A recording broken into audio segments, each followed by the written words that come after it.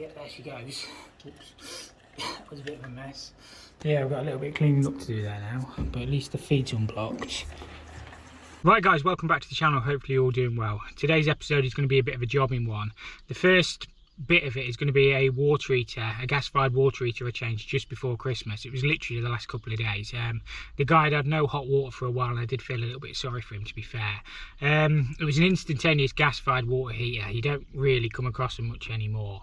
And there's not a lot of a choice when it comes to sort of replacing them, so the only one I could get was an Ariston one. I know they've probably not got the absolute best reputation, but you are really limited, and to be honest with you, it was cheap as chips. I couldn't believe how cheap the unit was. I did look at putting like an intergas in, because I know you can just use them for hot water, but in the end this just worked out so much cheaper, so that's what I did.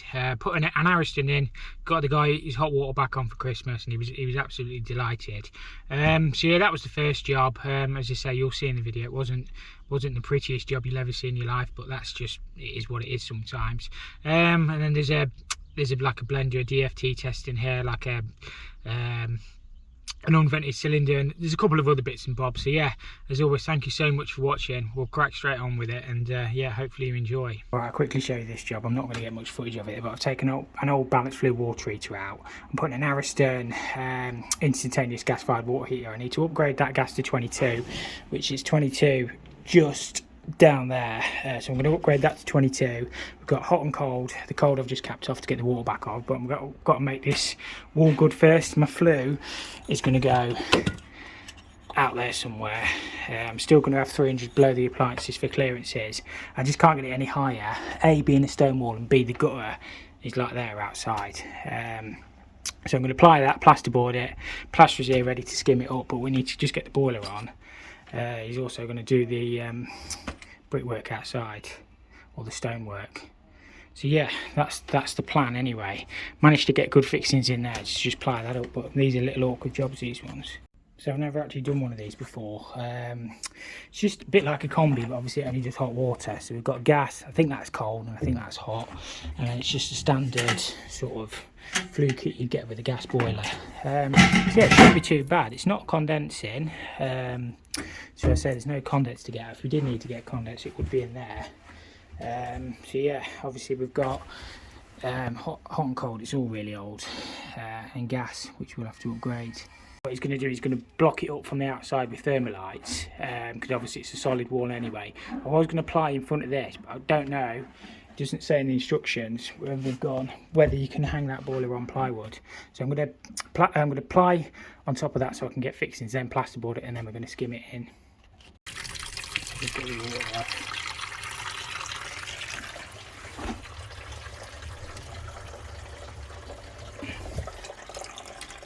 Hot and cold, so I'm going to disconnect off these compression joints here and just cut them off. I've already cut the cold, and then we'll just jig them back in to the bottom of the heater. I don't want to go disturbing too much of this pipe work.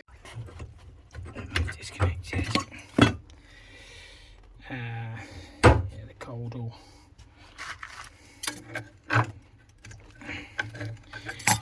I'll just jig them back in. Somehow, or Jacob will. Jacob's with me today.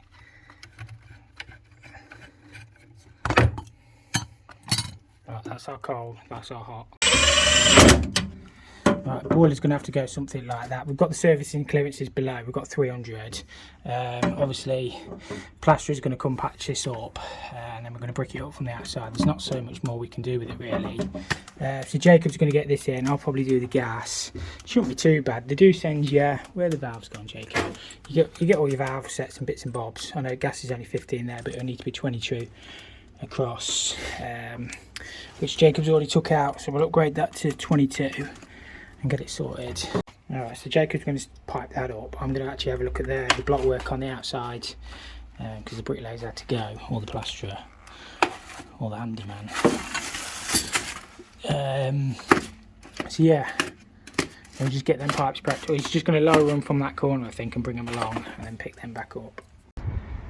So this is what we've got on the outside. Obviously it's stonework, but it's been rendered. So I'm going to thermalite that up, and then the plasterer is going to render it back in, and then he's also going to patch the inside up. I'm just going to cut some blocks, and as I say, the plaster or the renderer is going to make it look like stonework when he renders it in. So it'll all tie in all right. Obviously we've got our flue all out now. And so I'm going to brick the inside skin up and then the outside skin. As you can tell, I'm not a bricklayer. That bit were awkward though, to be fair. I've got more on the blocks I may have on the thing, but at least that's got that sealed on the inner layer, and I'll build this up a little bit neater but set it back so we can get a render on there. I think I'll stick to plumbing. To be fair, once all that's rendered and he's going to match the mortar joints up, I don't think it'll look too bad. At least it's all sealed so no flue gas can re-enter the building. That was the old boiler we ripped out. Don't make them like that anymore. Obviously it's just an instantaneous gas water treater, but look at the size of the flue on it. Obviously, that went through the wall, and then you've got like a, what's that, like a 6-inch or an 8-inch. See how rusty all the flue was. I didn't actually condemn it. I don't actually know what was wrong with it, but it might have been leaking, I guess. I don't know. Ready for the scrap bin anyway. This is our gas run. It goes up, it's got a pulled bend across. It goes through, up, it's 22 to there, and then it's just 15 across. The boiler where we're working is just across the other side. So you sort of come up the stairs and then it's back across. It has got a cooker off this as well. Gas meter's in there, so it shouldn't be too bad. Hopefully that 22 should be big enough. If we upgrade the last bit in 22 as well, I think it should be ample. So the light's probably quite poor in here, but it is all pulled bends as well. I know there's a couple at the top, and then it just reduces to 15, and we're going to increase it just on that last little bit. Jacob's just getting the pipe work sorted down there, so he's renewed it from that corner, just dropped them down below and just picked them back up. As I said, we have got the serving plates underneath. I'm going to just pick that gas up back down here in the 22 and take it across, so it shouldn't be too bad. Obviously, plaster's got a bit to sort on the inside, but he'll sort that bit. We'll just get the plumbing back on, won't we, Jacob? In fact, you've got the cold back on now, haven't you? Cold's all back on, so he's just doing the hot, and we've just got the gas. Just getting the hot connected back in down there, so he's just renewed them from them points down and through. Pipe work looks nice and tidy. Let's see. That looks alright. So Jacob's got the hot and cold connected back up. We'll just purge that hot through. Obviously there's no gas yet, but they'll just get the air out. That'll be fine. So all this does is hot water only, there's no heating off it. We're just doing our tightness test and let by on this. Obviously meter is bonded. The electrician did come and put a new fuse board in before we touched this, because the electrics look awful on this property. Gas actually doesn't look too bad. It goes through. I don't know where that one drops to in the floor. It's probably just capped off at the other end, but we'll have a look, see if it holds. In a minute it's okay. I don't know. As long as it's tight, we'll be happy anyway. So yeah, it runs across. As I say, whether that goes back up to feed a cooker or whether there's a fire or something, I don't know. I've lost all my manometer fluid, so I've just got water in there at the minute, but we'll leave that on 20 for obviously the correct tightness test procedure. So we've already done let by, so 1 minute temperature stabilisation and then 2 minute tightness. Hopefully that doesn't move. Obviously that's the boiler all fitted, all the pipe work and everything. Electrician's going to come put a spur in because he's rewired it, and then the plaster's just going to plaster into it. There's nothing else we can do with it. So upgraded the gas, hot and cold pipe back in. So yeah. What clips are they, Jacob? Where do you get them from? I feel weird. Proper talons. That'd be why not. It's bought the expensive ones. That'll be alright. Flue's all sealed anyway. Right, gas is all past its test. Gas back on. Most important bit. LDF on there. Make sure that's okay. Just check hot water all outlets. It'll take a minute to come through. It's already getting warm though. Yeah, I think we're done. Turned up to this job. No heating. I wasn't actually going to film it. I've changed that. I know I've used a gate valve. There was a gate valve on before. That's why I won't be filming it. I'm not very happy.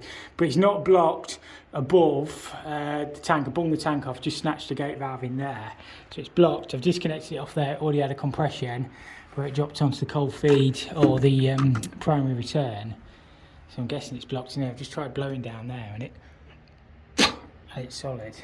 So I'm just going to get my solder wire. I was trying to get that bit of copper out from behind the cylinder, but he didn't want to know. Obviously it's probably blocked on that elbow. But yeah, one thing to check. First thing I did is went up in the roof, checked to make sure there was water in the header tank. Then I thought that gate valve felt like it was snapped off, wherever it's gone. But yeah, it's blocked in there. I'm going to try blasting it there, see if it'll block. Yeah, there she goes. Oops, that was a bit of a mess. That's an outtake. So yeah, I've got a little bit of cleaning up to do there now, but at least the feed's unblocked. In fact, is it unblocked? It's still solid, that. Blimey. It's got like 3 bar behind that. Blow me. Pipe's just been sick on me. Oh, it's a scary amount of pressure. It's safe to say that's unblocked it. I just need to have a bit of a tidy up now. It's not done any damage, like, it's just only on the plywood, but I'll just get some wipes. I'll get all that cleaned up, got the cold feed connected, and that should be this one sorted. So I wouldn't normally use a gate valve, but I have on this job, just because that's all I could find in my van. It'll be alright. When we turn that valve back on, it should all be nice and clear now. And it sounds like it's filling to me, which is a relief. Yeah, I just need to have a tidy up in here, make sure that's not leaking, and we can be on the way to the next job.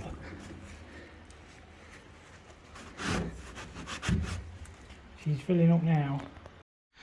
Right, this job I've been given, I've got to get independent isolators on the feed to this blender, so they can do a DFT test, a drop failure test. So we need one on the hot, ignore that blue tape, it is the hot pipe, I don't know why somebody's put that on there. We need one on the hot and one on this cold. That one's going to be a little bit tricky. I might just have to alter that pipe, but we'll sort it.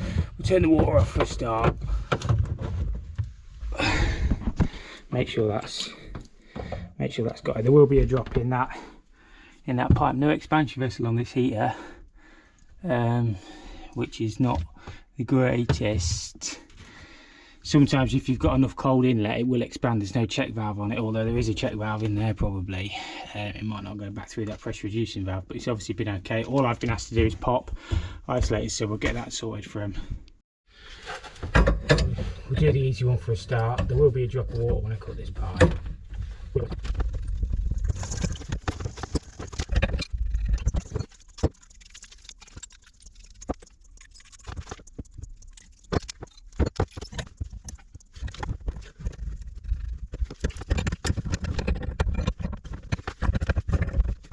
We'll probably get that like that. Just I know it's quite tight, but there's not a lot I can do unless I alter all this pipe work, which I don't really want to do.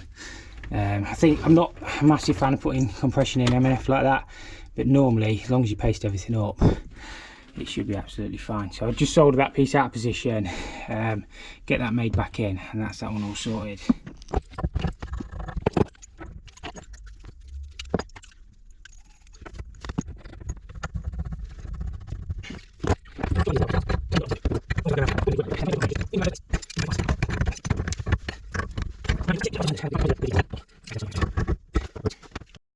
Right, that's got the water back on, so we're going to open the hot tap, and when we turn the cold off into the blender, it should shut the hot tap off.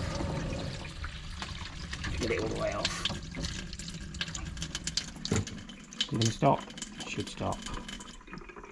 There you go, slow in. I think that one's actually failed.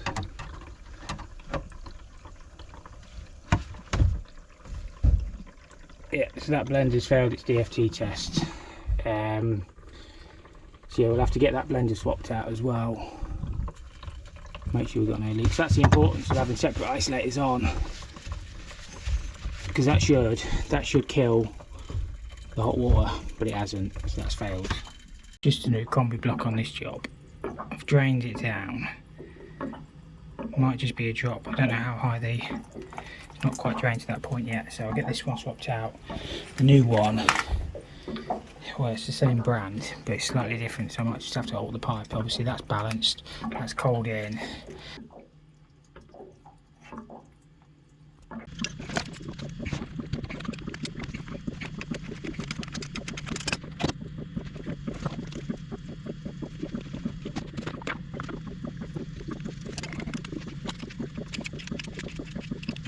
They have changed them, but it is still a straight swap. Obviously, that's water coming into the cylinder through the pressure reduction valve, balanced cold feed, and then these have got a separate block for the 8 bar on this. And what's that one?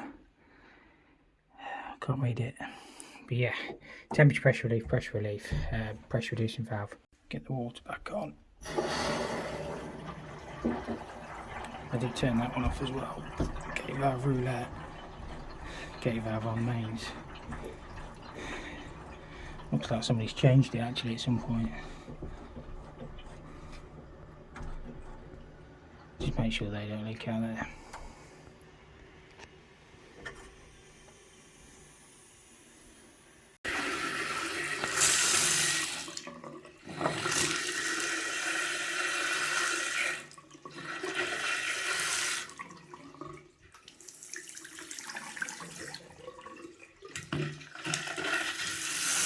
I didn't actually film it before on this job, but the complaint was when you open a hot tap, it's got to trickle out.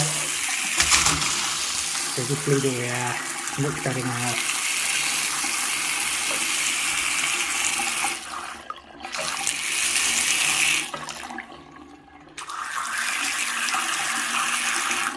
It's hot on the right, by the way.